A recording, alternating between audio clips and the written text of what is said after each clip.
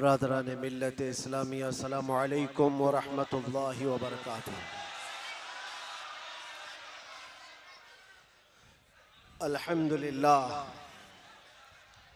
अल्हम्दुलिल्लाहिल हन्नानिल mannan अल्लज़ी खलक़ल इंसान व अल्लमहुल बयान वस्सलातु वस्सलामु अला रसूलिही सय्यिदिल इंसी वल जान व अला आलिही व अस्हाबिही ज़विल खैरि वल इहसान अम्मा बअद फ़अऊज़ु बिल्लाहि मिनश शैतानिर रजीम बिस्मिल्लाहिर रहमानिर रहीम। अल-यौम अकमलतु लकुम दीनकुम व अतममतु अलैकुम निअमती व रज़ीतु लकुमुल इस्लाम दीना। सदक़ल्लाहु मौलाना अज़ीम। बारगाह रिसालत मुआब सल्लल्लाहु अलैहि वसल्लम में दुरूद पाक का हदिया पेश करें। अल्लाहुम्मा सल्लि अला सय्यिदिना व मौलाना मुहम्मदिन मअदनिल जूदि वल करम व आलिही व अस्हाबिहिल किराम व इब्निहिल करीम व बारिक व सल्लिम सलातन दाइमतन सरमदन अबदा। अज़ीज़ान गिराम वक़ार, मुझे अंदाज़ा है इस बात का कि जगह की यहाँ पर बड़ी किल्लत है। जो बैठे हैं वो बैठे रहे और जो खड़े हैं उन्हीं के लिए मैं भी खड़ा हूँ।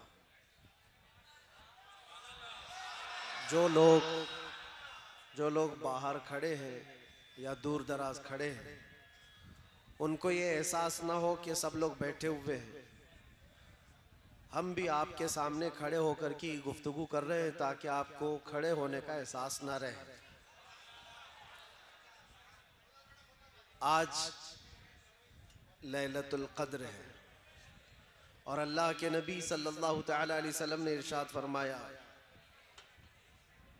रमज़ान में जिसने ईमान के साथ क़याम किया, मन क़ामा, क़ामा का मतलब होता है खड़ा होना, जो रमज़ान की रातों को खड़े होकर के गुजारा है, अल्लाह ताला फरमाता है, रसूल करीम सल्लल्लाहु अलैहि वसल्लम फरमाते हैं, गुफ़िर लहू मा तक़द्दम मिन ज़म्बिही व मा तअख़्ख़र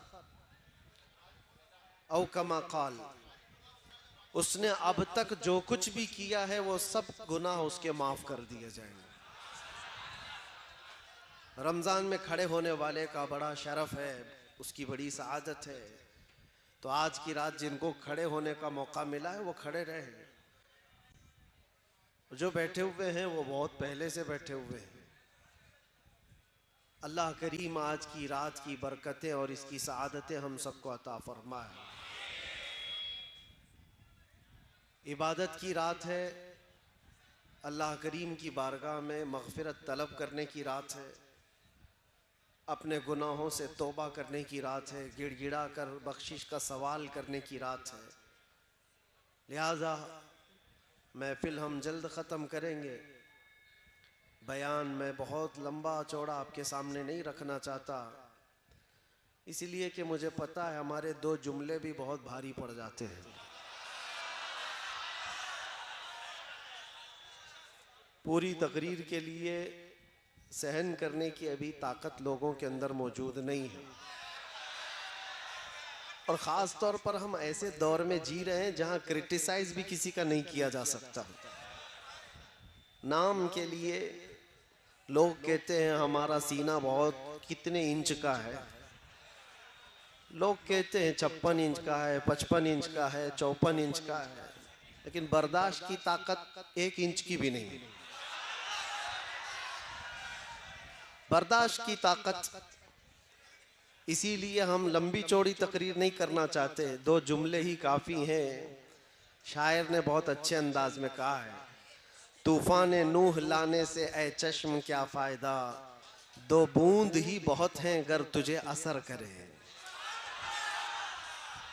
2 बूंद ही बहुत हैं गर तुझे असर करे। और हुब्बे रसूल में मुस्तफ़ा करीम सल्लल्लाहु अलैहि वसल्लम के कदमों को अपनी नज़रों में रख कर के सरशार होकर जब कोई बोलता है तो मेरे अजीज़ों उसके हर लफ्ज़ में असर भी होता है। और वो जुमले सिर्फ तकरीर के महफिल के दरमियान नहीं रहते, रब तबारक व तआला पूरी कायनात में उसको फैलाता है। आज से 2 साल पहले हमने एक छोटी सी मस्जिद थी जिसमें 50 लोग बैठे होंगे और उन्हीं 50 लोगों के बीच में जज्बे हुब्बे रसूल में सरशार होकर एक कुत्ते को ऐलान किया था जो बहुत ज्यादा भौंकता था नामे रिसालत पर, हुजूर पाक सल्लल्लाहु अलैहि वसल्लम पर। मैं ये बात क्यों कह रहा हूँ? इसलिए कह रहा हूँ कि छोटी मस्जिद में, छोटी महफिल में, लेकिन जज्बा था कि हुजूर पाक की तरफ भौंकने वाले की जुबान बाहर ज्यादा देर तक नहीं रहना चाहिए, उसका जवाब होना चाहिए। जवाब दिया।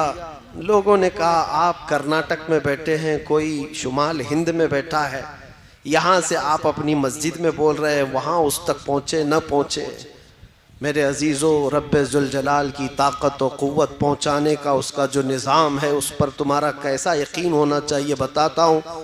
एक दिन नहीं गुजरा था कि बराबर हमने जो जुमला कहा उसकी दुम पर ही पैर रखा गया था। जहाँ पहुँचना था वहीं पहुँचा। और हमने तो सोचा कि ये बात शायद कर्नाटक से निकलकर मुंबई तक आई होगी, मुंबई से निकलकर आसपास गई होगी, लेकिन हफ्ते भर के बाद पता चला कि अमेरिका, न्यूजीलैंड, ऑस्ट्रेलिया, अफ्रीका, सब जगह ये बात पहुंची हुई।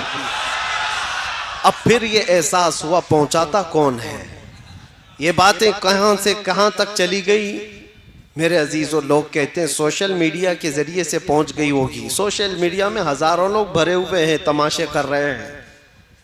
ये बात हर मोमिन तक और हर बच्चे तक कैसे पहुंची? इसीलिए मेरा ये यकीन है, अल्लाह के नबी सल्लल्लाहु अलैहि वसल्लम की इज्जत पर बात करते हो और हुब्बे रसूल में सरशार होकर करते हो तो फिर अपने आसपास माहौल क्या है न देखो, बोलना तुम्हारा काम है, पहुंचाना मेरे रब की शान है।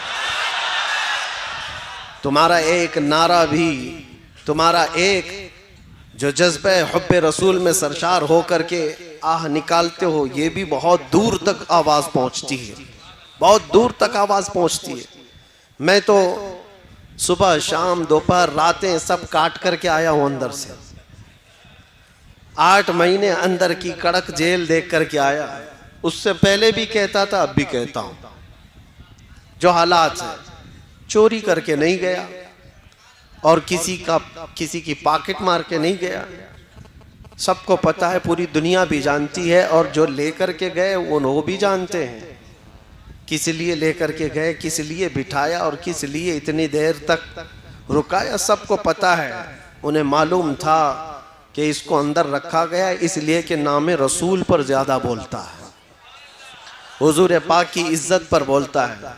ये बात मैं काफी दिन पहले आपको भी आज मैं बता रहा हूँ। अब मुझे बुलाए हो तो आसपास वाले और सारे वो लोग और जो इंतज़ामिया लोग हैं वो डरते ना रह जाएं, इसलिए कि बहुत सारी जगहों पर मामलात होते हैं, डराया जाता है, धमकाया जाता है। किसको बुला रहे हो? उसको बुला रहे हो।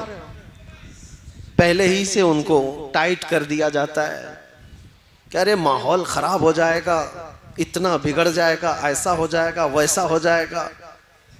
जो इंतज़ामिया होती है वो बेचारे कुछ भोले भाले हों तो वहीं ढीले पड़ जाते हैं, बहुत शौक से हमारी तारीख लेते हैं।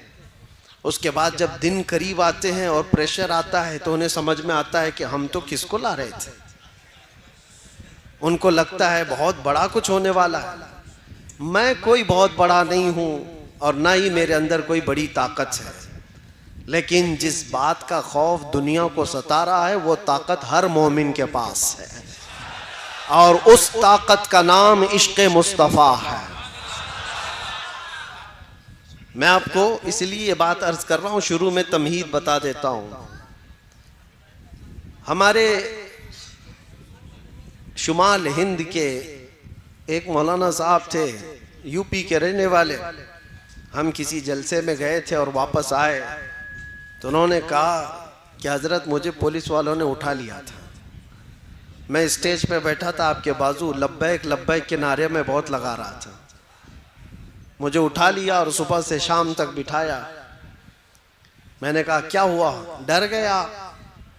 इस बात से और कोई जुर्म तो नहीं किया और कोई क्राइम तो नहीं किया? कहा नहीं, कभी कोई जुर्म नहीं किया, कभी कोई क्राइम नहीं, मेरे ऊपर तो ट्रैफिक रूल तोड़ने का भी कोई कानून लगा नहीं है अब तक।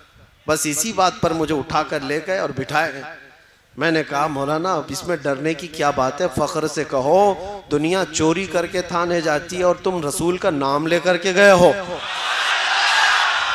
कल क़यामत के दिन इसका सिला हुजूर की बारगाह में पेश कर लेना।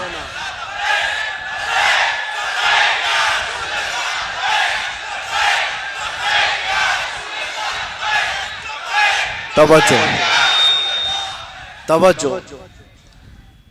ये जिस तरह के माहौल में हम जी रहे हैं मेरे अजीजों, एक बात याद रखो, कुरान पाक में अल्लाह ने फरमाया इन्नल्लज़ीना क़ालू रब्बुनल्लाहु सुम्मा इस्तक़ामू, बेशक वो लोग जिन्होंने ये कहा हमारा रब अल्लाह है, फिर सुम्मा इस्तक़ामू उस पर जमे रह गए, डटे रह गए। रब ताला फरमाता है ततनज़्ज़लु अलैहिमुल मलाइका, उन पर अल्लाह के फरिश्ते उतारे जाते हैं, उन पर अल्लाह के फरिश्ते उतारे जाते हैं। अल्लाह तखाफू वला तहज़नू, वो फरिश्ते तुम्हें ये कहते रहते हैं अब डरना मत, गम मत करना। तुमने ये कहा है ना हमारा रब, कहते हो कि नहीं कहते हो? डर कर कहते हो, दब कर कहते हो, छुप कर कहते हो?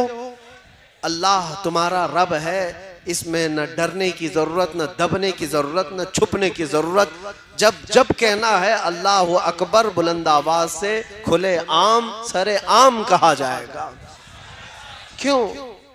अल्लाह पर ईमान लाने के बाद जो बंदा जम गया, डट गया, मेरे रब का वादा है कि उसकी हिफाजत के लिए अल्लाह फरिश्ते उतारता है, उसकी हिफाजत के लिए फरिश्ते उतारता है। यकीन होना चाहिए तुम्हारा मेरे अजीजों, कुछ नहीं होगा। अल्लाह तखाफू वला तहज़नू, वो फरिश्ते भी ये कहते हैं अब डरो मत, गम मत करो। वाबशिरू बिल जन्नति लती कुंतुम तुअदून, इतनी ही बात पर फरिश्ते ये बशारत भी दे जाते हैं अल्लाह ने जिस जन्नत का तुम्हें वादा किया है सुनो बहुत करीब है, तुम्हें उस जन्नत की बशारत देते हैं। और फिर फरिश्ते साथ में ये भी कहकर जाते हैं नहनु औलियाउकुम फिल हयाति दुनिया व फिल आखिरा, डरना मत है मोमिनो। अल्लाह फरमा रहा है हम दुनिया में भी तुम्हारे मददगार हैं और आखिरत में भी मददगार हैं। अल्लाह फरमा रहे हम मददगार हैं। वलकुम फीहा मा तश्तही अनफुसुकुम वलकुम फीहा मा तदउन, जो जो तुम ख्वाहिश करोगे अल्लाह वो सब तुम्हें अता करेगा, और जिस जिस चीज को तुम मांगते थे मौला वो भी अता फरमाएगा। जिस चीज का तुम्हें वादा किया गया वो सब अता कर दिया जाएगा। नुज़ुलम मिन गफूरिर रहीम।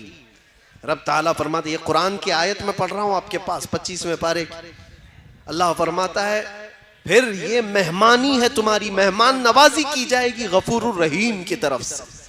किस बात पर ये सारी चीजें किस बात पर मिल रही है? सिर्फ इस बात पर जिसने कहा मेरा रब अल्लाह है, जिसने कहा मेरा रब और उस पर जम गया, उस पर डट गया।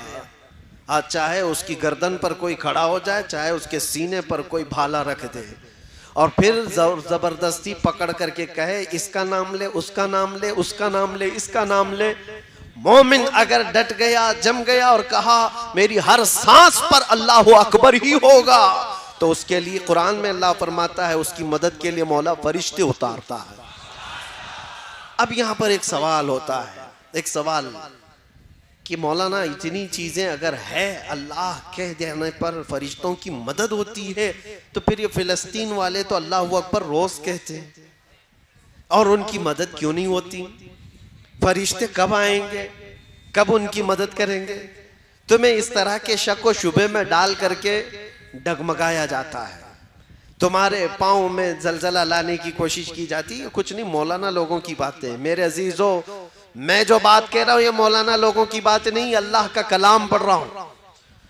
जमीन टल सकती है, जमाना टल सकता है, मगर मेरे रब का फरमान गलत नहीं हो सकता, एक शुबा भी नहीं। कुरान शुरू ही होता है कहां से पता है? अलिफ लाम मीम ज़ालिकल किताबु ला रैब फी। सूरह फातिहा के बाद सूरह बकरा जो है उसकी शुरू की आयत है, अल्लाह फरमाता है ये वो अजमत वाली किताब है, ला रैब फी, उसमें शक की गुंजाइश भी नहीं, शक भी नहीं कर सकते होगा कि नहीं होगा, होगा कि नहीं होगा, ना होगा तो होगा। और अल्लाह फरमा रहा है तुम्हारी मदद के लिए फरिश्ते उतारे जाएं। अब ये जो सवाल है उसको मैं बताता हूं, इन हालात में उन मजलूमों की मदद क्यों नहीं हो रही है, उनके लिए क्यों फरिश्ते नहीं उतरते? मेरे अजीजों, क्या तुम देख रहे हो कि उतर रहे हैं कि नहीं उतर रहे? हम देख रहे हैं कि फरिश्ते आ रहे हैं कि नहीं आ रहे हैं? जो वहां के हालात हैं ये बज़ाहिर हमें नजर आते हैं, लेकिन अल्लाह का वादा सच्चा है, सच्चा है और सच्चा है। जिसके साथ अल्लाह तबारक व तआला भलाई का इरादा फरमाता है उसे शहादत के मकाम पर पहुंचाता है, और जिसको शहादत मिली है, जिसको शहादत मिली है, जानते हो पूरी कायनात समेट करके लाओ, शहीद के नाखून के बराबर भी नहीं होगी। पूरी दुनिया समेट करके लाओ, शहीद के नाखून के बराबर नहीं हो पाएगी। शहीद को अल्लाह तबारक व तआला जो मकाम अता करता है, हदीस पाक में है, उसकी रूह निकलने से पहले उसे जन्नत दिखाई जाती है, उसे जन्नत में उसका ठिकाना बता दिया जाता है। तो क्या ये अल्लाह की मदद नहीं है? क्या ये अल्लाह की रहमत नहीं है? सहाबा, ताबईन, औलिया सबों ने ये दुआ किया कि अल्लाह तेरे रास्ते में हमें मौत आए तो शहादत की मौत आए। किसी शहीद की मौत पर तुम फख्र करते हो कि नहीं करते हो? शहीदों को हम जिंदा कहते हैं और कुरान भी कहता है। तो उन मोमिनीन के साथ जो आज जुल्म हो रहा है, वो यूं ही नहीं मारे जा रहे, बल्कि उनकी हर मौत शहीद की मौत है। वो शुहदा हैं, शहीद हैं, उनको अल्लाह ने जो जन्नत का वादा फरमाया वो मिलकर रहेगा। लेकिन तुम्हारा इम्तिहान है, चाहे तुम्हारे सामने कोई मर जाए, कट जाए, कत्ल हो जाए, जुल्म के साथ कोई पकड़ा जाए, मारा जाए, तुम अपने ईमान के साथ अगर बाकी रहते हो तो ये अल्लाह का वादा तुम्हारे साथ है। ईमान के साथ। कौन सा ईमान? मैंने कहा है मेरा रब, हमने क्या कहा है? हमारा रब, और फिर उस पर जमे रह गए, उस पर जमे रह गए।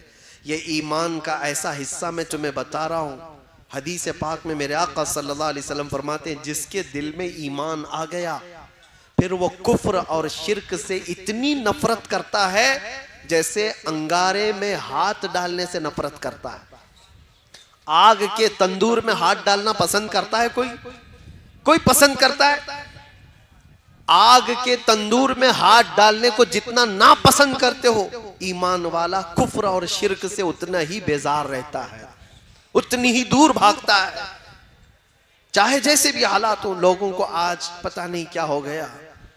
मैं तो अपना मैसेज दे करके रहूंगा। कुरान क्या कहता है? या अय्युहल्लज़ीना आमनू दुखुलू फिस्सिल्मि काफ़ा, ऐ ईमान वालो इस्लाम में पूरे के पूरे दाखिल हो जाओ। आधा तीतर आधा बटेर नहीं होना चाहिए, जो हो पूरे हो जाओ। इनको भी राजी रखेंगे, उनको भी राजी रखेंगे, थोड़ा यहाँ भी लगा लेंगे, थोड़ा वहां भी लगा लेंगे। सुबह इनके पास चले जाएंगे, शाम में इनके पास चले जाएंगे। पार्टी उसके बगैर तो चलती नहीं है।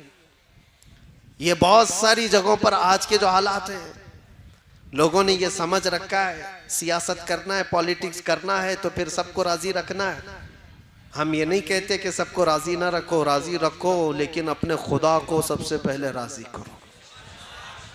और अल्लाह बेहतर जानता है, उसको तुम राजी रखोगे पूरी दुनिया को अल्लाह तुमसे राजी करा देगा। उसके दस्ते कुदरत में है वो बंदों को राजी कराना। हजारों नहीं लाखों के दिलों को मौला तुम्हारी तरफ फेर देगा, बस उसको राजी करो। जब रब तबारक व तआला फजल फरमाए किसी पर तो बगैर किसी प्रचार के लोगों को उसकी तरफ फेर देता है, फेर देता है। ये मैंने प्रैक्टिकल अपनी लाइफ में देखा। उन इलाकों में मैं गया जहां का नाम कभी जिंदगी में नहीं सुना, ना कभी पढ़ा, ना किसी और से सुना, बिहार, बंगाल, झारखंड या उसके अलावा, लेकिन देख करके हैरत होती है। वो अनजान लोग जिनसे हमारा कभी कोई ताल्लुक नहीं, घंटों हमारे इस्तकबाल में रास्ता तकते खड़े हैं और देखते ही मोहब्बतों का वो नजराना, मोहब्बतों से वो उनकी आवाज़ें, ऐसा लगता है सदियों पुरानी हमारी कोई मुलाकात है। आज मैं पहली मर्तबा तुम्हारे इलाके में आया, ये जोशो खरोश, ये जो मोहब्बतों के तोहफे, जिस तरह से लोगों का ये इस्तकबाल, ये किस लिए है, किस लिए है? ये सारी चीज़ें देख करके मुझे कभी अजनबियत नहीं लगती कि हम कोई नए लोग हैं। ये महसूस कराती है ये मोहब्बत कि बरसों पुरानी कोई मोहब्बत है। ये मोहब्बत मेरी अपनी कमाई हुई नहीं है, ना ही मेरे ज़ुबान का कमाल है, ना ही मेरे कोई जिस्म का कमाल है, ना मेरे इल्म का कमाल है। मौला करीम रब्बे जुल जलाल जब चाहता है कायनात के चप्पे चप्पे को किसी इंसान की तरफ फेर देता है। मैं बात कर रहा हूं ताजदारे मदीना की, और मौला ने सारे लोगों के जहन और दिमाग को हमारी तरफ फेर दिया है।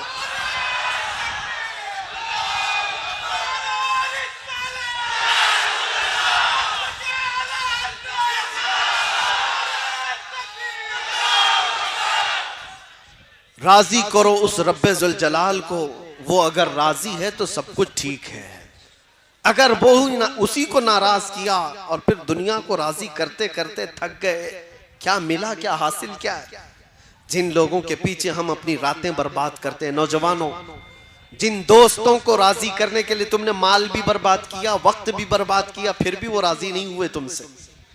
एक दिन उनके साथ कुछ तुम्हारा बुरा हुआ, वो सारी पुरानी यादें सब खत्म कर दी जाएंगी, सब ताल्लुकात मिटा दिए जाएंगे। दोस्तों के लिए तुमने अपने माँ बाप के साथ बैठना छोड़ दिया। दोस्तों की वजह से तुम अपने घर में वक्त देना कम कर चुके हो। इस दुनिया को राजी करने के लिए क्या क्या नहीं किया, लेकिन वो राजी कभी नहीं होती।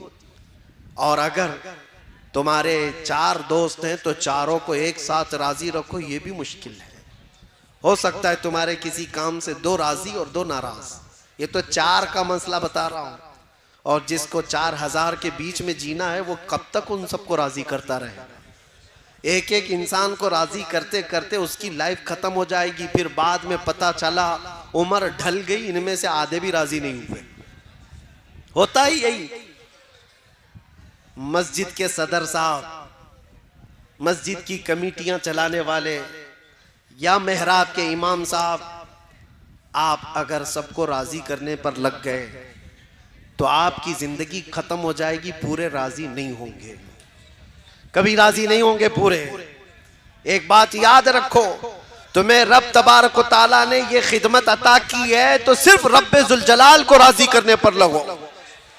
अल्लाह को राजी करो, और अल्लाह अगर राजी हुआ तो पूरी कायनात को अल्लाह खुद अपनी जानिब से तुम्हारी तरफ से राजी करा देगा। वो तुम्हारी मोहब्बत उनके दिलों में खुद डाल देगा। मुझे आज बताओ, सुल्तानुल औलिया गौसुल आज़म अब्दुल कादिर जिलानी रदी अल्लाह ताला अन्हु को देखा हुआ यहाँ कौन बैठा हुआ है? कोई उनको देखा हुआ? उनके जमाने का, आसपास का सरकार गरीब नवाज को देखा हुआ कोई है? बरसों बीत गए, लेकिन आज भी तुम्हारे दिलों में उनके नाम की भी मोहब्बत कैसी है? उनके नाम की भी मोहब्बत कैसी? वजह यह है कि वो जब तक जिंदा थे सिर्फ अपने रब को राजी करते थे, अल्लाह को राजी करने पर लग गए, अल्लाह को राजी करने पर लगे रहे, और रब तबारक व तआला ने पूरी कायनात को उनसे राजी करा दिया है। पूरी दुनिया में लोगों के दिलों में अल्लाह ने उनकी मोहब्बत डाली है। एक बात बताता हूं, अल्लाह तबारक व तआला को बंदा राजी करने पर जब लग जाता है, उसका बहुत कुछ लुट गया हो तो भी उसे, जैसे बज़ाहिर कुछ चीजें नुकसान में आ गई, होता है मैं रब को राजी करने के लिए निकला, मेरा वो छूट गया, ये छूट गया। ये शैतान तुम्हारे दिलों के अंदर ये एहसास डालेगा, तो नमाज के लिए जा रहा है, अल्लाह को राजी करने के लिए दुकान कैसे चलेगी? पूरा फुल बिजनेस टाइम है ये नमाज का, इस वक्त ग्राहक को छोड़ के कैसे जाएगा? तुम्हारे दिल में ये बात आई, इतनी देर का तो धंधा नुकसान हो जाएगा, खराब हो जाएगा, यहाँ छोड़ करके जाऊंगा अल्लाह को राजी करने के लिए, ये सब तो चले जाएंगे, दूसरे दुकान से खरीदारी कर लेंगे। लेकिन तुम्हें पता नहीं मेरे अजीजों, तुम्हें पता नहीं, वो थोड़ी देर के लिए तुम उनको राजी करने के लिए अल्लाह से दूर चले गए, फिर वो वक्त खराब तुम्हारे ऊपर इतना आएगा कि घंटों फिर पेशानी रगड़ रगड़ करके मांगते रह जाओगे। फिर मांगने के लिए आओगी। इसीलिए एक बात याद रखो, मैं बता रहा हूं, बुजुर्गों ने यह भी फरमाया कि जो बंदा अपनी दुकान, अपने कारोबार, ये सारी चीजों से छोड़कर भाग कर आता था अल्लाह की बारगाह में, तो उसके कारोबार को चलने ना चलने की कोई टेंशन नहीं है। फरमाया गया कि अल्लाह ताला के फरिश्ते ग्राहक बन करके उसकी दुकान पर आते, किसी न किसी तरह से उसका काम चलता रहे। अल्लाह तबारक व तआला का निजाम है ये। मन काना लिल्लाहि काना अल्लाहु लहु, जो अल्लाह का हो जाता है अल्लाह उसका होता है। फिर मैं उसी बात पर आता हूं, अल्लाह हमारा रब क्या है? इस पर जमे हो, डटे हो, सुनो, कुछ कुर्बानियां देनी पड़ सकती हैं, कुछ कुर्बानियां देनी पड़ सकती हैं। जरूरी नहीं कि हर एक की जिंदगी से कुर्बानी ली जाएगी। वो रब ताला जिससे चाहे अपने नाम पर कुर्बानी ले, जिससे चाहे। तो क्या इस बात से डर कर भागते हो कि अल्लाह ताला की बारगाह में कुर्बानी देने से भागना चाहिए मुझे? सुनो, एक पुराने जमाने की हिकायत है, मैं सुना देता हूं। सुना है कि मूसा अलैहिस्सलाम के पास एक खातून आई, उसके बच्चे नहीं थे, औलाद नहीं थी। उसने आकर के कहा कि आप दुआ कर दे, अल्लाह मेरे हिस्से में बेटा दे दे, बेटी दे दे, कुछ तो औलाद मिले। आपने देखा और कहा तेरी तकदीर में औलाद लिखी नहीं गई, लौहे महफूज में तकदीर में तेरे औलाद नहीं है। वो खातून वहां से मायूस लौटी, रोती गिड़गिड़ाती हुई जा रही थी। बीच रास्ते से गुजरते हुए उसका एक दुर्वेश के पास से गुजर हुआ। एक फकीर अल्लाह की याद में एक दरख्त के नीचे बैठा रहता था। तवज्जो, उसने देखा और पूछा खातून क्यों रो रही है? उस औरत ने कहा ऐसा ऐसा है, मैं बरसों से बे औलाद हूं, औलाद मांगने गई तो मुझे बताया गया कि मेरी किस्मत में औलाद नहीं है। उस दुर्वेश ने कहा घबरा मत, ना उम्मीद ना हो, मायूस ना हो, रब तबारक व तआला चाहे तो उसका लिखा हुआ है, वो फिर लिख करके अता भी फरमाते। जा अपने घर सजदा कर, मैं दुआ करता हूं। वो औरत गई, रोज सजदा करती थी, दुआ करती थी, और ये दुर्वेश इधर उस खातून के लिए दुआ करता था, फकीर। चंद ही दिनों के बाद उस औरत के घर में हमल के आसार, और चंद दिनों के बाद एक खूबसूरत बेटा पैदा हुआ। खातून को बेटा मिल गया, वो खुशहाल। थोड़े दिन उसकी तरबियत करती है, चंद दिनों के बाद दूसरा बेटा भी हुआ, फिर चंद सालों के बाद तीसरा बेटा भी हुआ, चौथा भी हुआ, पांचवां भी हुआ, छठा भी हुआ, सातवां भी हुआ। 7 बेटे हुए। एक दिन हजरत मूसा वहां से गुजर रहे थे, देखा इस खातून को, पूछा ये किसके बच्चे हैं? औरत ने कहा मेरे हैं। तेरे हैं? तू ही वो औरत है जो औलाद के लिए शिकायत लेकर आई थी? कहा मैं ही हूं। कहा फिर कैसे आ गए तेरी औलाद? कहा बस दुआ है किसी बुजुर्ग की और अल्लाह की अता है। अल्लाह जिसे चाहे औलाद अता करे, जिसे चाहे अता करे। मूसा अलैहिस्सलाम अल्लाह करीम की बारगाह में अर्ज करते हैं, मौला मैंने जो देखा था वो गलत था या ये औरत झूठ बोल रही है? रब ताला की तरफ से जवाब आया कि तुमने जो देखा था वो भी सही था, औरत जो बोल रही वो भी सही। कैसे इसको औलाद हुई? तो रब तबारक व तआला ने फरमाया कि मूसा एक चाकू लो और एक बर्तन लो और जाओ अपनी उम्मत में से लोगों को पुकार कर कहो अपने जिस्म का एक टुकड़ा काट करके अल्लाह को दे दे। वो बनी इसराइल कौम है, बड़ी नाफरमान। मूसा अलैहिस्सलाम अपनी कौम के पास आए, अल्लाह का हुक्म है ये। चाकू लेकर के एक थाल में कहा कि जिस्म का एक टुकड़ा काट करके दे दे। सब इधर उधर भागने लग गए। आज ये टुकड़ा मांग रहे हैं, कल कलेजा मांगेंगे। जिस्म काट करके देने वाले जिगरे बहुत कम लोगों के होते हैं, कौन करेगा? शाम हो रही थी, आपका गुजर उसी दुर्वेश के पास से हो रहा था। उस दुर्वेश के कानों में आवाज पड़ी, तो वो खड़ा हो गया, कहा ए अल्लाह के नबी, क्या रब ताला ने जिस्म का हिस्सा पूछा है, टुकड़ा पूछा है? कहा हाँ। कहा ये बर्तन दीजिए, और चाकू भी ले लिया, और उसके बाद जल्दी से खड़े होकर इधर से काटा, इधर से काटा, इधर से काटा, जिस्म के जगह जगह से पूरी तेज चाकू से काटते काटते छलनी कर दिया। टुकड़े निकालता गया, पूरा लहू लहान हो गया। मूसा अलैहिस्सलाम ने कहा, अरे नादान, हुक्म हुआ है एक टुकड़ा देने के लिए, जिस्म का इतने क्यों काट दिया? कहा आपने ये तो नहीं बताया कि रब को मेरे जिस्म का कहां का हिस्सा चाहिए, किस जगह का हिस्सा चाहिए, मैं सब निकाल कर रख दिया हूं ताकि कोई टुकड़ा तो उसे पसंद आए। ये फना, अल्लाह की बारगाह में जो फना है, अल्लाह का जो हो गया, तब रब तबारक व तआला ने फरमाया, ए मूसा, जो मेरी मोहब्बत में अपने जिस्म के टुकड़े निकाल सकता हो, उसकी दुआ पर मैं क्या किसी को औलाद नहीं दे सकता? उसकी दुआएं रब तबारक व तआला के हुजूर जाती हैं। इसीलिए कहा गया, खुद ही को कर बुलंद इतना कि हर तकदीर से पहले खुदा बंदे से खुद पूछे, बता तेरी रजा क्या है। ये मकाम कब आता है? जब तुम जमे रह जाओ, डटे रह जाओ, अल्लाह रब्बुल इज्जत की ज़ात पर ईमान यकीन के साथ कामिल रखो। बहुत सारे वसवसे शैतान डालता है, बहुत सारे वसवसे डालता है।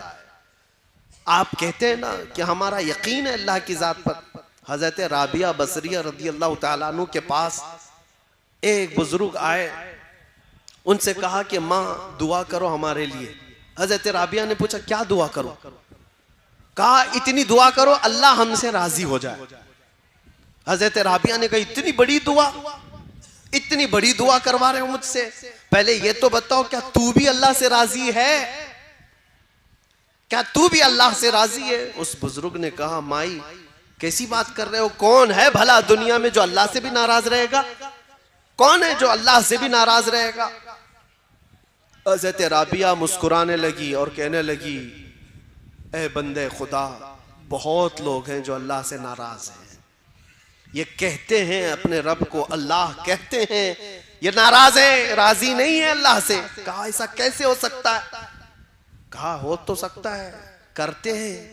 थोड़ी सी ज्यादा गर्मी आई तो कहती ये कैसा खतरनाक मौसम आ गया, बारिश आई तो कहती बेमौसम के बारिश आ गई। यानी तुम इस बात पर राजी नहीं हो, तुम मशवरा दोगे कि अल्लाह कब बारिश बरसाए कब ना बरसाए, तुम्हारा क्या दखल है? तुम थोड़ी सी गर्मी आती है तो हाय हाय करते हुए लोगों को शिकायत करते हो। अगर अल्लाह से ये राजी होते तो उस रब की शिकायत दूसरों के पास नहीं करते। इनकी नाराजगी का हाल तो यह है, जब इनको अल्लाह देता है बेहिसाब देता है तो छुपा कर रखते हैं, किसी को नहीं बताते कितना माल है किसी के पास, छुपा कर रखते हैं। और जब छोटी सी बीमारी देता है तो 10 लोगों को कहते हैं मुझे बुखार हो गया, मुझे तकलीफ है, मुझे मुसीबत है। हज़रत राबिया कहती यही तो अपने रब से अगर राजी होता तो उसकी नेमतों को खोल खोल कर बयान करता और उसकी दी हुई मुसीबतों पर सब्र करता। अजीज़ा ने गिरामे वक़ार, आज की इस रात में आप सबसे यही गुजारिश करूंगा, ईमान की हिफाजत इस ज़माने में बहुत बड़ा चैलेंज है तुम्हारे लिए। अल्लाह के नबी सल्लल्लाहु अलैहि वसल्लम ने फरमाया है, एक ज़माना मेरी उम्मत पर ऐसा आएगा कि ईमान पर इनको खड़ा रहना इतना मुश्किल हो जाएगा जैसे हथेली पर अंगारा लेकर खड़ा होना मुश्किल है। वो दौर आ चुका है, वो दौर आ चुका है। तुम्हें अपने ईमान के साथ बाकी रहना, कायम रहना। आज का दौर तो निकल जाएगा, ऐसे वैसे तुम भी बूढ़े हो जाओगे, अभी मौत आ जाएगी। अगली जो नस्ल आने वाली है उनका सोचो, उनका सोचो। क्या आज हालात ऐसे नहीं कि कलमे पर, अजान पर, हुजूर के नाम पर, कुरान के औराक पर, मज़ारात औलिया पर, इस्लाम के शायर पर, हर चीज पर हमले नहीं है, हर चीज पर हमले। और इसमें से एक जमात ऐसी बन जाएगी जो सेकुलर बन जाएंगे, टाप टोपी दाढ़ी रखने वाले वो सेकुलर बन जाएंगे और कहेंगे ठीक है हम भी बार बार ला इलाहा इल्लल्लाह नहीं पढ़ेंगे, ठीक है हम अज़ानें भी बंद कर लेंगे, ये भी निकाल लेंगे वो भी निकाल लेंगे, हम न्यूट्रल हो जाएंगे। वो एक जमात ऐसी बन जाएगी, अल्लाह उस शरीर जमात से हमारी हिफाजत फरमाए।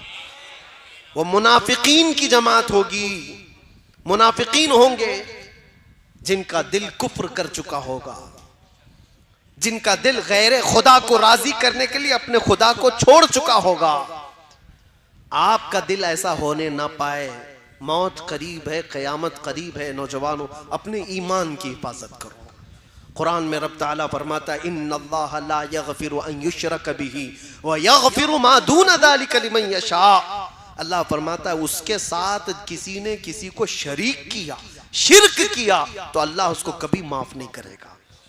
और उसके अलावा जो भी गुनाह किया है अल्लाह सब माफ करेगा। जो भी गुनाह हुआ है अल्लाह सब माफ करेगा। यहां तक के जिन्होंने हजरत अमीर हमजा को कत्ल किया, वहशी, उनके मुतालिक ये आयत आई थी। वो आए बारगाह रिसालत मुआब सल्लल्लाहु अलैहि वसल्लम में कहने लगे, मुझे अमान दे दीजिए। हुजूर के चचा को जिसने कत्ल किया है नेज़े से मारकर जंगे उहद में, फिर वो हुजूर की बारगाह में आए, कहा मुझे अमान दे दीजिए। नबी करीम सल्लल्लाहु अलैहि वसल्लम, वो तो अजवदुन नास है, सखावत के बादशाह हैं। दिल खोल कर हुजूर ने फरमाया, जा तुझे माफ कर दिया और अमान दे दिया। उन्होंने फिर ये सवाल किया कि क्या मेरे गुनाह माफ हो जाएंगे? तब अल्लाह ताला ने फरमाया, शिर्क के अलावा जो कुछ भी किया है अल्लाह माफ करेगा।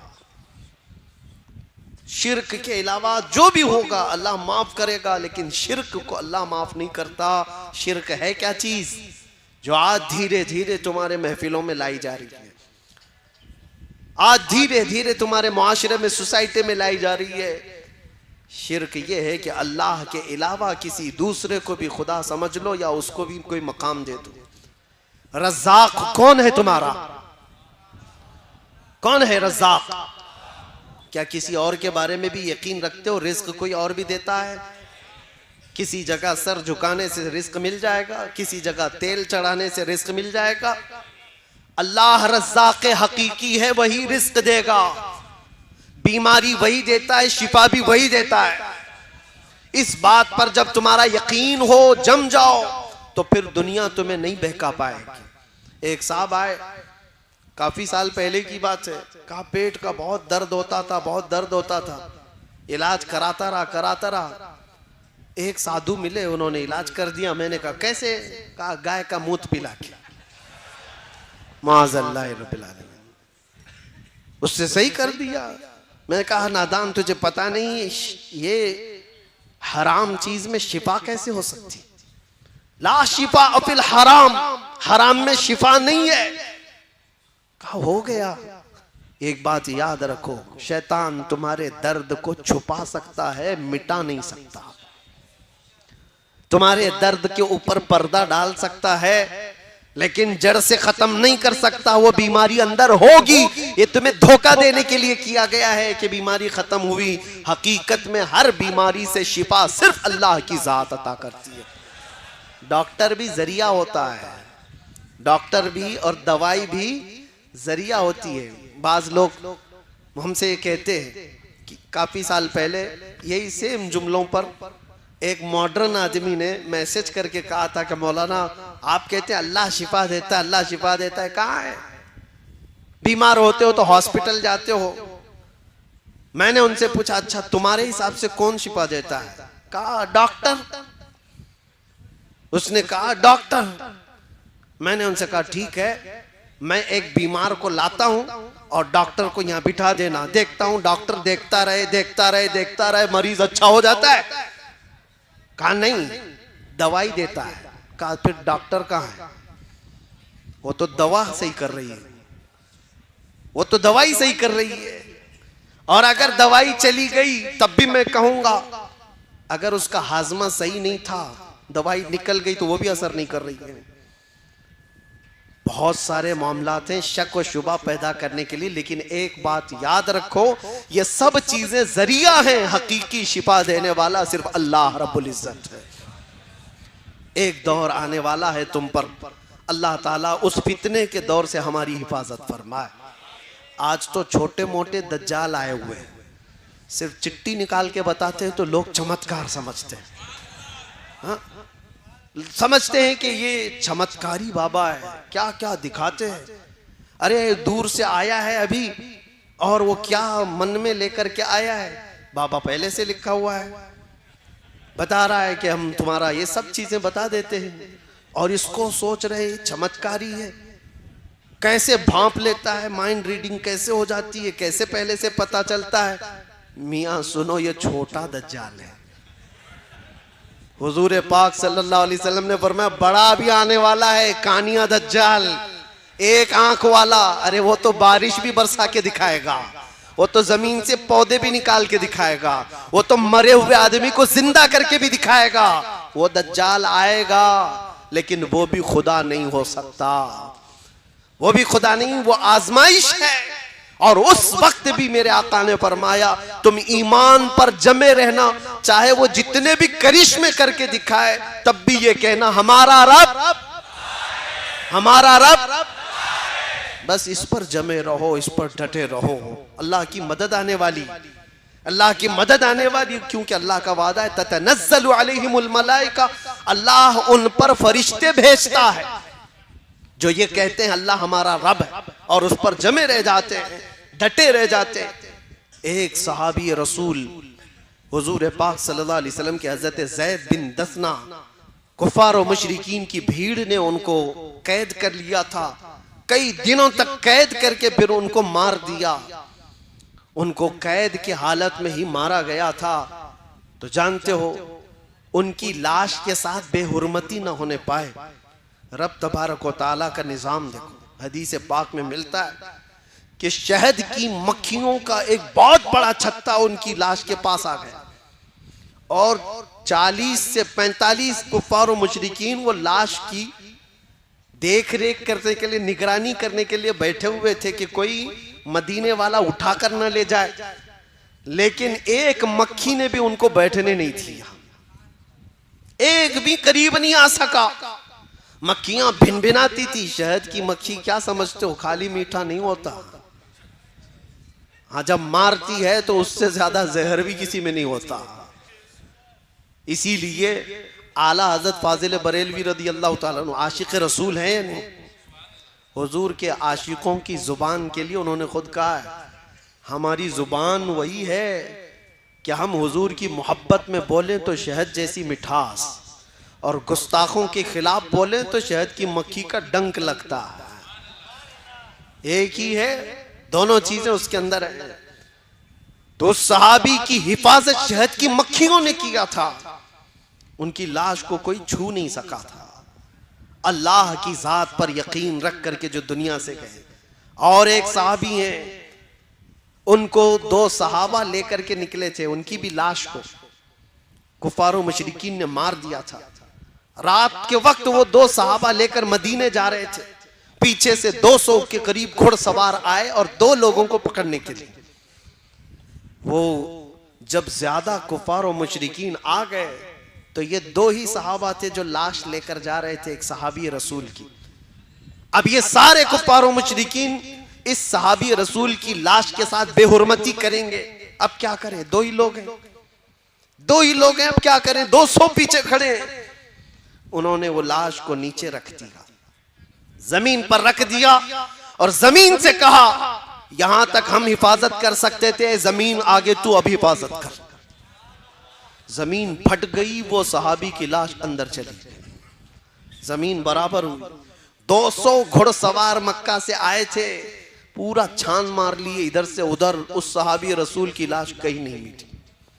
वो दोनों सहाबा ने आकर हुजूर पाक सल्लल्लाहु अलैहि वसल्लम को ये माजरा बताया, तो हुजूर ने उस सहाबी को कहा बलीउल अर्द, जमीन का लुकमा, जमीन ने उनको हिफाजत किया है। यह अल्लाह की हिफाजत के अंदाज है। जब कोई बंदा उस पर ईमान लाकर जम जाता है, हर बुरी ताकत से मौला उसकी हिफाजत फरमाता है। क्या तुम्हें तारीख मालूम नहीं, जब फिरौन सर उठा करके अना रब्बुकुमुल आला कह रहा था, मैं तुम्हारा बड़ा रब हूँ। ये अभी जो है ये बहुत छोटे हैं, बड़े बड़े भी आकर के गए हैं, उन्होंने कहा था मैं तुम्हारा खुदा हूँ, मैं तुम्हारा खुदा हूँ। 12,000 बच्चों का कत्ल किया था, किस बात पर जानते हो? फिरौन ने ख्वाब देखा था, ख्वाब देखा था कि एक तारा आसमान से टूटकर गिरा है उसकी गोद में और उसके महल में आग लग गई। सुबह उठकर सारे काहिनों को, ज्योतिषों को बुलाया और पूछा कि इस ख्वाब का क्या हो सकता है, इसकी ताबीर क्या हो सकती है। काहिनों ने बताया, बनी इसराइल में एक बच्चा पैदा हो सकता है जो तेरी सल्तनत को हिलाक कर देगा। ये इस ख्वाब की ताबीर हो सकती है।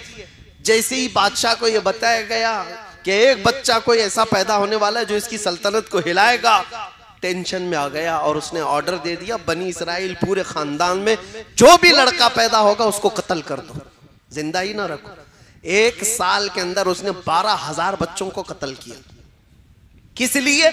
हमारी सल्तनत को कोई हिलाने वाला बच्चा ही ना पैदा हो, आएगा तो भी कत्ल हो जाएगा। उसी जमाने में हजरत मूसा अलैहिस्सलाम की पैदाइश और उनकी माँ हामिला थी। पैदा होने का अंदाज भी देखो, वो तहखाने में गई। जब पैदा हो गए मूसा अलैहिस्सलाम तो रब ताला ने उनके दिल में बात डाली कि एक संदूक में इस बच्चे को बंद करो और दरिया में बहा दो। माँ कोई अपने बच्चे को दरिया में बहाएगी, लेकिन रब ताला जिसके साथ है उसका दिल भी मजबूत होता है। हमने देखा है लोग दूर दराज से देख करके डर रहे थे, ये 200 लोगों के आगे पीछे चल रहे हैं, क्या डर नहीं है? मुझे मेरे साथियों ने पूछा कई मर्तबा कि आगे इतने पीछे इतने, ये सायरन बजा रहे, वो कर रहे, ये कर रहे। मेरे अजीजों, अल्लाह जिसके साथ होता है उसका दिल मजबूत होता। मूसा अलैहिस्सलाम की माँ को अल्लाह ताला ने मजबूत फरमाया और उसके बाद उन्होंने एक संदूक में अपने बच्चे को रखा और दरिया में बहा दिया। उनकी बड़ी बेटी थी, कहा देखना कहाँ जाता है संदूक। मूसा अलैहिस्सलाम की बड़ी बहन वो देखती चली गई। संदूक बहते बहते बहते दरिया के किनारे से सीधे जा करके फिरौन के बागीचे के पास लग गया। फिरौन के महल के पीछे जो बागीचा था, दरिया वहां से बहता था। फिरौन की बीवी टहलने के लिए आई थी, औलाद नहीं थे घर पे। देखा एक संदूक उसके बागीचे के करीब लगा हुआ है, खूबसूरत बच्चा है। बीवी ने कहा, फिरौन की बीवी, उठा लाओ बच्चे को, उठा लाओ, हसीन, इतना गुलाब जैसा लगता है। कनीजाओं ने उठा लाया, बड़ा प्यार आया उस औरत को। कहा मैं अपने शोहर के पास ले जाती हूँ। लेकर आई और सीधे फिरौन के पास और कहा हमारी तो औलाद नहीं है, एक बच्चा बहते हुए आया है, क्यों ना हम इसको अपना बेटा बना लें। फिरौन ने कहा बेगम तुम्हारी बात है तो बेटा बना लेते हैं, बेटा बना लेते हैं। मूसा अलैहिस्सलाम की परवरिश कहीं और नहीं हो रही है, फिरौन के घर में हो रही है। फिरौन ने कहा मैंने बेटा बना लिया है, मेरी बीवी की पसंद है। लेकिन देखो अजीब निजाम है, कभी कुरान पढ़ो तो समझ में आए। मूसा अलैहिस्सलाम की जो बड़ी बहन है वो पूरा मामला देख रही थी, बता नहीं सकते थे। फिरौन ने पहले कहा कहीं बनी इसराइल का तो नहीं है जिनको हम मार रहे हैं। बीवी ने कहा नहीं, ये दूर से बह के आया है, बनी इसराइल का नहीं लगता, पाल लेते हैं। पाल लिया, लेकिन अब दूध पिलाने की बात थी। इस बच्चे की परवरिश कैसे की जाए? बादशाह ऐलान करता है जितनी दाया है दूध पिलाने वाली सब आए। फिरौन के घर में एक बच्चे की शाही परवरिश हो रही है। दाया बहुत सारी आई, सबों ने अपना दूध पिलाने की कोशिश की। मूसा अलैहिस्सलाम किसी का दूध ही नहीं पीते थे। पूरा दिन गुजर गया, उनकी बहन वहां खड़ी थी। उसने कहा मैं एक दाया जानती हूं जिसका दूध सब बच्चे पीते हैं। फिरौन ने कहा जा उसको ले आ जा, जो मुआवजा चाहिए, जो उजरत चाहिए सब दे दूंगा। मूसा अलैहिस्सलाम की बहन वहां जो खड़ी थी वो गई, सीधे अपनी माँ को ले आई। अपनी माँ को ले आई और कहा कि ये दाया ऐसी है कि इसके दूध को सब बच्चे पी लेते हैं। मूसा अलैहिस्सलाम की माँ ने मूसा अलैहिस्सलाम को उठाया, दूध पिलाने लगी तो मूसा अलैहिस्सलाम पीना शुरू फरमाते। क्या निजाम है मौला, दूसरों के घर पे और वो उनकी ही माँ का दूध पिला करके। बाद में कोई ये ना कहे कि हम अपना दूध पिलाकर मूसा को बड़ा किए, उनकी ही माँ का दूध पिलाया। और ऐसे ही मुफ्त में नहीं, मूसा अलैहिस्सलाम की माँ जो दूध पिलाती थी फिरौन के शाही खजाने से उसकी उजरत भी मिलती थी। जो बच्चा उसकी सल्तनत को हिलाने वाला है उसको खर्चा करके पाला जा रहा है। एक बात याद रखो, अल्लाह तबारक तआला का निजाम है, जब वो किसी के तख्त को हिलाता है तो बहुत छोटी ताकतों से भी हिलाता है।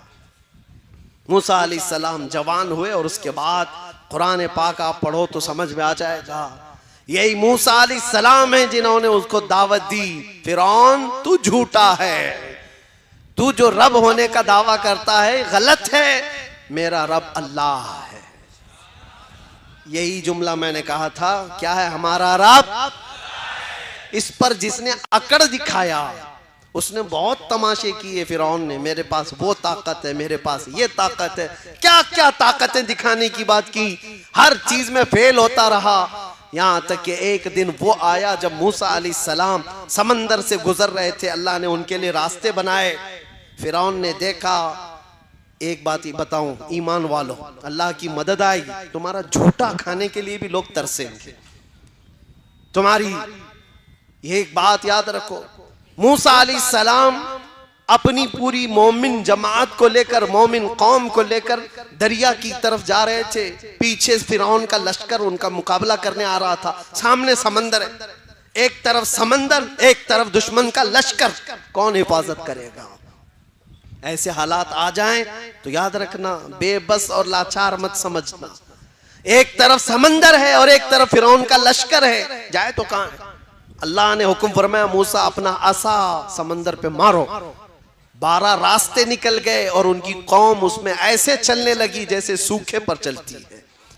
जब वो निकल गए तो फिरौन ने ये देखा कि इनको तो रास्ता मिला हुआ है, हम भी इसी में चलते हैं। और जो ये सोचता है कि मोमिनों को जो मदद मिली है वो हमको भी मिलेगी, ये उसकी खाम ख्याली है। और जैसे ही वो समंदर में आया, अल्लाह फरमाता है फगशियहुम मिनल यम्मि मा गशियहुम, हमने समंदर को ऐसा मिलाया कि पानी पानी हो गया और फिरौन की सारी ताकत चकनाचूर होकर रह गई। पूरी फौज भी हिलाक और फिरौन का गुरूर भी हिलाक। खत्म हुआ। किसने हिलाक किया? पानी ने हिलाक किया। पानी को कौन ताकतवर समझता है, लेकिन फिरौन की बादशाहत को खत्म कर दिया। नमरूद भी ऐसे उठा था, एक मच्छर ने उसे हिलाक कर दिया। ऐसे कई बड़े बड़े आए। अबरहा बादशाह आया था काबा ढाने के लिए, काबा ढाने के लिए हाथियों की फौज लेकर के आया था। ये यहाँ एक जो चुड्डा बैठ करके भौंकता है कुत्ता, कि मक्केश्वर को भी फतह करना है।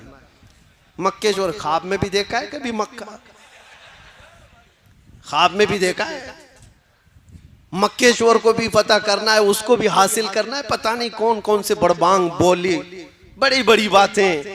इनको तारीख पढ़ाओ, अबराहा की फतह करना है, जाओ हाथी घोड़े लेकर के जाओ।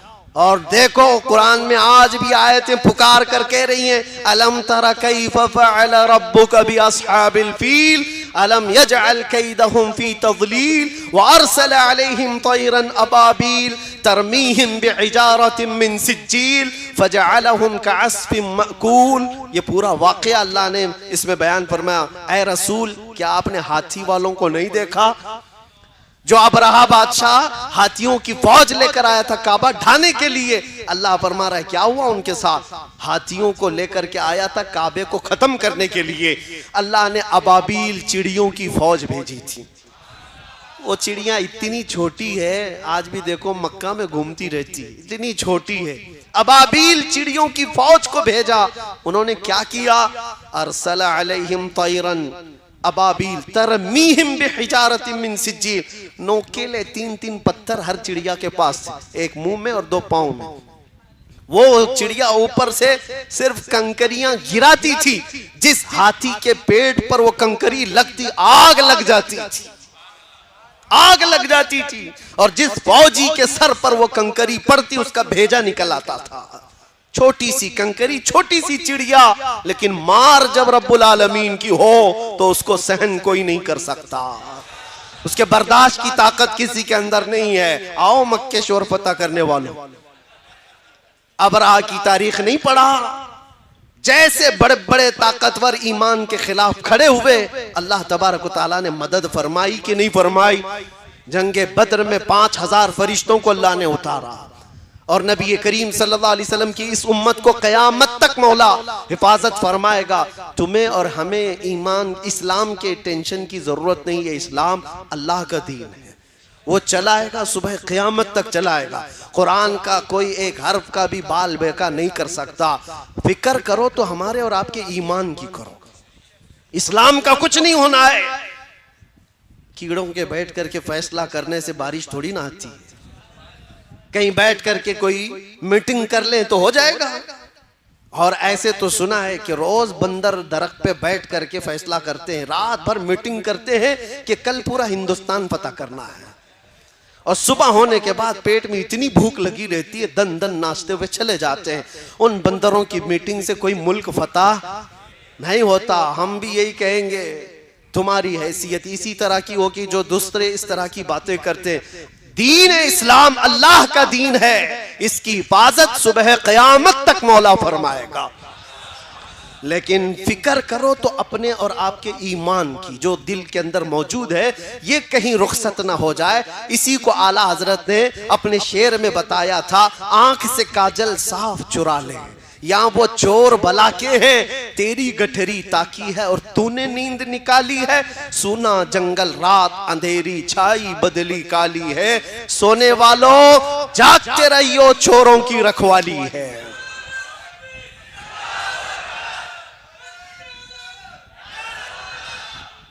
आप इस बात को याद रखो, चोरों की रखवाली है। तुम्हारे आंख से काजल चुरा लिया जाएगा। आंख का काजल क्या है? हुजूर की मोहब्बत, हुजूर का इश्क, ये तुम्हारे आंखों का काजल है। ये चुरा लिया जाए तो फिर तुम्हारा कुछ भी नहीं है, तुम्हारा कुछ नहीं है। तुम्हारी जो कुछ भी पहचान है वो तुम्हारे ईमान से। दुनिया तुम्हारे गाड़ी बंगले लत्ते इस चीज की दुश्मन नहीं है, किसी चीज की दुश्मन नहीं है। तुम बड़ा बंगला बनाए हो, गाड़ियां लिए हो, बहुत जायदाद है, किसी चीज की नहीं, ईमान की दुश्मन है। कुरान में भी अल्लाह ने फरमाया, इन्ना शैतान लिल इंसानी अदुव्वुम मुबीन। शैतान इंसान का किस लिए दुश्मन है? उसके ईमान का। बाकी तो बहुतों का तो भाई है, ईमान नहीं है तो सगा भाई बन जाता है। शैतान बहुतों का दोस्त है, यार है, मददगार है, लेकिन ईमान वाले का दुश्मन है। इसलिए आप सबकी ये जिम्मेदारी है कि अपने ईमान को बचाओ, अपनी औलाद की तरबियत सही माहौल में सही ढंग में करो। गाने बाजे टीवी सीरियल पे कब तक इनको पालोगे? टिकटॉक पर मुजरे करने वाले वो लड़कों को मैं कहता हूँ, पूरी दुनिया ये नहीं है मेरे अजीजों, निकलो इस दुनिया से। तुम इसके लिए नहीं आए हो। कुरान में अल्लाह ने तुम्हें खैर उम्मत फरमाया है, तुम सबसे बेहतरीन उम्मत हो। तुम्हें अल्लाह ताला ने इतना बड़ा लक़ब दिया है और तुम कहां कौन सी जिंदगी में बसे हुए हो? निकलो। अल्लाह तबारक व तआला तुम्हारे सर को इतना महफूज रखा कि रिज्क के सामने भी झुकने नहीं दिया, किसी के सामने झुकने नहीं दिया। तुम्हारी पेशानियों को अल्लाह ने महफूज रखा, सिर्फ रब्बुल आलमीन की बारगाह में झुकती है, उसको देखा नहीं फिर भी झुकती है। इसलिए इस ईमान की हिफाजत करो, इस ईमान की हिफाजत। और ईमान दो चीजें, खत्म कर रहा हूं गुफ्तगू को, आखिरी मैं अपनी बातों में आ रहा हूं। एक बात तो यह है, जिसने ये कहा हमारा रब, इस पर जम गया, एक ईमान का हिस्सा है। और दूसरे ईमान की जान है मुहम्मदुर रसूलुल्लाह की जात। वो जो न थे तो, वो जो न हो तो, वो जो न थे तो, और वो जो ना हो तो। ये एक बात याद रखो, हुजूर ना हो तो ना हमारी अजानें हैं, ना हमारी नमाजें हैं, ना हमारा वक़ार है, कुछ नहीं है। हुजूर का नाम अगर जिंदगी से निकल गया तो हम कुछ भी, हमारी इज्जत, हमारी जिंदगी, जो कुछ भी है वो हुजूर के नाम से वाबस्ता है। इसीलिए कुछ दूसरी कौमों ने हमारा नाम तो मोहम्मदन रख दिया है, हमारा नाम मोहम्मदन है। कुरान में तो अल्लाह ने मुस्लिमीन कहा हमें, लेकिन लोगों ने मोहम्मदन बता दिया, वो जुबान में इस्तेमाल करते हुए। मतलब ये है कि वो जाने अनजाने में किसी तरह तो हर मुसलमान को मोहम्मदी कहते हैं। इसको अंग्रेजों ने 100 साल पहले कहा था। इकबाल शेर में कहता है, अंग्रेजों की जुबान, अंग्रेज देखकर घबराते थे और कहते थे, ये फाका कश मौत से डरता नहीं जरा। फाका फाके पे फाका करता है लेकिन मौत से डरता नहीं। ये फाका कश मौत से डरता नहीं जरा, रूहे मोहम्मदी इसके बदन से निकाल दो। ये अंग्रेज कहते थे, रूहे मोहम्मदी इसके बदन से निकाल दो। इसलिए कि सारी दुनिया जानती है रूह मोहम्मदी जब तक इनके साथ है ये पावरफुल है, ताकतवर है। ये बिखरे हुए टूटे हुए हमारा एक नेता भी ढंग का नहीं है, फिर भी दुनिया 24 घंटे हम पे चर्चा क्यों करती है? समझ से बाहर बात नहीं है। बैकवर्ड है, बिछड़ी हुई कौम है, एजुकेशन में नहीं है, सियासत में नहीं है, ढंग की क़यादत नहीं है, सियासत नहीं है, सब तो तुम ही रिपोर्ट देते हो। इस तकरीर पे भी मेरा एक केस हुआ है। इस तकरीर पे भी गुजरात वाले बहुत मेहरबान हैं, उन्होंने इस पर भी, मैं तो मुसलमानों को डांट रहा था कि तुम तो सचर कमेटी की रिपोर्ट के एतबार से बैकवर्ड कौम में शुमार किए जा रहे हो, सबसे निचले हिस्से में तुम्हारा नाम आ रहा है, हर चीज में तुम पीछे हो। ये भी सहन नहीं कर पाए, केस कर दिया। खैर ठीक है, कोई बात नहीं, लेकिन एक बात याद रखो कि अगर 24 घंटे दूसरों के चर्चे में हो तो इसका मतलब है कि ईमान की शमा अभी तुम्हारे सीने में जल रही है, और उसको गुल होने न देना। जो चीज आज तुम्हारी बाकी है वो हुजूर की मोहब्बत बाकी है। गुनहगार हो गया है बंदा, गद्दार नहीं हुआ है, और जब तक गद्दार नहीं होगा उसकी ईमानी ताकत हमेशा पावरफुल ही होती है, पावरफुल ही होती है। गरीब ही सही, लंगड़ा ही सही, लेकिन लब्बैक कहेगा तो धरती को हिलते हुए भी हमने देखा है। इसीलिए याद रखो, आखिरी बात, हुजूर पाक सल्लल्लाहु ताला अलैहि वसल्लम की मोहब्बत के साथ जीना है, और इस मोहब्बत में कोई कंप्रोमाइज, जो जान मांगो तो जान दे दे, जो माल मांगो तो माल दे दे, मगर ये हमसे कभी ना होगा नबी का जाहो जलाल दे दे। ये कंप्रोमाइज सहाबा का मसलक भी नहीं था, मजहब भी नहीं था, हमारे बुजुर्गों का शीवा भी नहीं था, तरीका भी नहीं था। हमारा भी वही मसलक, वही मजहब, वही शीवा, वही तरीका है जो बुजुर्गों का रहा है। इतना ही कहते हुए हम दुनिया से जाएंगे। हर मुसीबत, हर सितम गवारा है, हर मुसीबत, हर सितम गवारा है। या रसूल अल्लाह, एक बार तुम कह दो कि तू हमारा है। लब्बैक या रसूल अल्लाह,